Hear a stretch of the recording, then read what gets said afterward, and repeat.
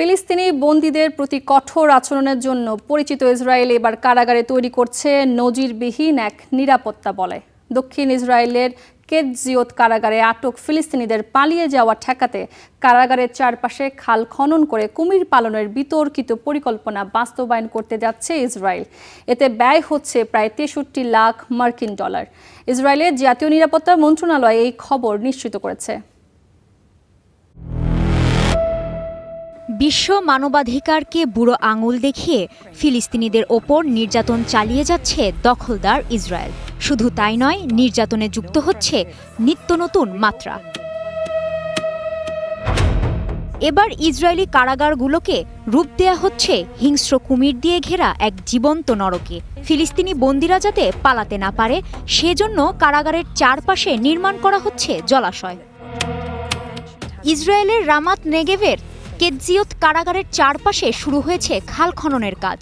এর দৈর্ঘ্য হবে প্রায় ১৭০ মিটার।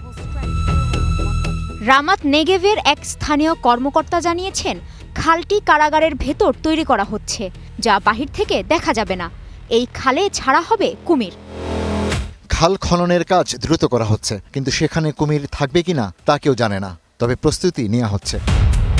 কুমিরের যত্নের জন্য ইতোমধ্যেই কারা কর্তৃপক্ষ একটি রূপরেখা তৈরি করেছে। কড়া নজরদারির পাশাপাশি কারাগারের কর্মকর্তাদের দেয়া হচ্ছে কুমির সামলানোর প্রশিক্ষণ। প্রকল্পটির জন্য বরাদ্দ করা হয়েছে প্রায় ৬৩ লাখ মার্কিন ডলার।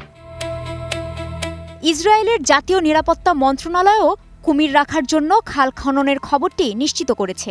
সম্প্রতি হিংস্র কুমিরকে গৃহপালিত বন্যপ্রাণীর তালিকায় যোগ করেছেন ইসরায়েলের পরিবেশ সুরক্ষা মন্ত্রী ইদিত সিলম্যান। যদিও তার মন্ত্রণালয়ের কর্মকর্তা ও আইন উপদেষ্টারা এই অমানবিক সিদ্ধান্তের বিরোধিতা করেছেন।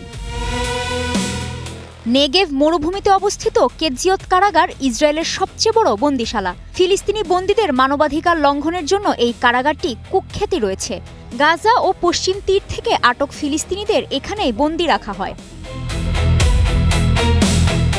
তথ্য বলছে ২০২৩ সালের অক্টোবর থেকে ইসরায়েলি কারাগারে ফিলিস্তিনি বন্দীর সংখ্যা বেড়েছে ৮৩%।